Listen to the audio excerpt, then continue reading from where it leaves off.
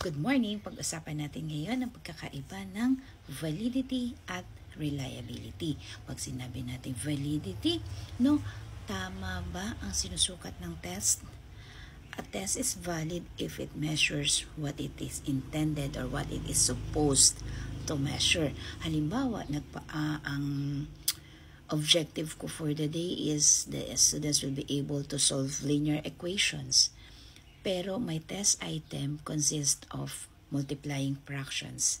So it is not valid because it does not measure linear equations, diba? Another example naman, Filipino reading comprehension.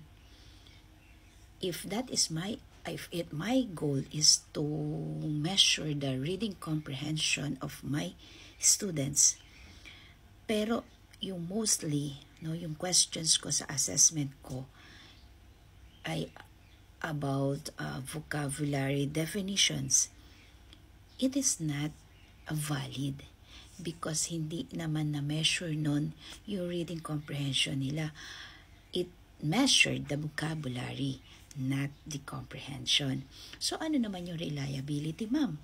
Pag sinabi natin reliability, consistent ba yung resulta ng test?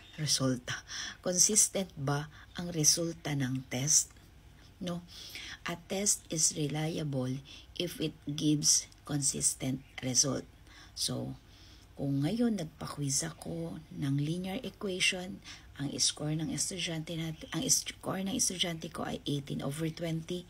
Next week, I gave the same set of questions. Ang score naman na niya ay 17/20. Reliable pa rin because the result is nearly the same. So if the result is consistent, that is reliable. So pag sinabi nating validity, tama ba ang sinusukat ng test? Pag sinabi nating reliability, consistent ba ang resulta ng test?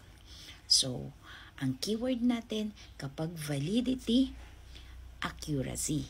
Kapag reliability, consistency.